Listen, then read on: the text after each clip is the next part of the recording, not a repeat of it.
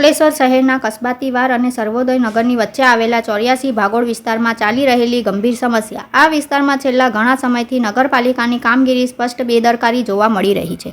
સફાઈનો અભાવ, કચરાના ઢગલા, તૂટી ગયેલા રસ્તા અને નાળીઓમાંથી આવતી દુર્ગંધ, આ બધા પ્રશ્નો નાગરિકોને રોજબરોજ ત્રાસ આપી રહ્યા છે.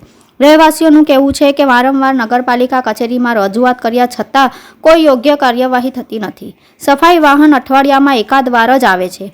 નાળીઓની સફાઈ સમયસર થતી નથી અને કચરો રસ્તા પર જ પડેલો રહે છે. આ બેદરકારીના કારણે વિસ્તારની સ્વચ્છતા પર ગંભીર અસર પડી છે. મચ્છર અને માખીઓ ઉપદ્રવ વધ્યો છે અને બાળકો તેમજ વ્યવસાયિકો અંગે આરોગ્ય સંબંધિત તકલીફો વધી રહી છે. સ્થાનિક નાગરિકોએ નગરપાલિકા પાસેથી સ્પષ્ટ માંગણી કરી છે કે તે તાત્કાલિક સફાઈ અને નાળાની કામગીરી નિયમિત કરવામાં આવે, કચરો ઉપાડવાની ડોર ટુ ડોર વ્યવસ્થા સુધારવામાં આવે અને આ વિસ્તારના એક જાગૃત નાગરિકે વોઇસ ઓફ ભરૂચની ટીમનો સંપર્ક કરી કચરાનો વિડીયો મોકલેલ. વોઇસ ઓફ ભરૂચના તંત્રીએ તાત્કાલિક કચરા એજન્સી સુપરવાઇઝરને તાત્કાલિક ટેલિફોનિક વાત કરી કચરાનો નિકાલ કરવામાં આવ્યો. રિપોર્ટર જાવીદ શેખ, અંકલેશ્વર.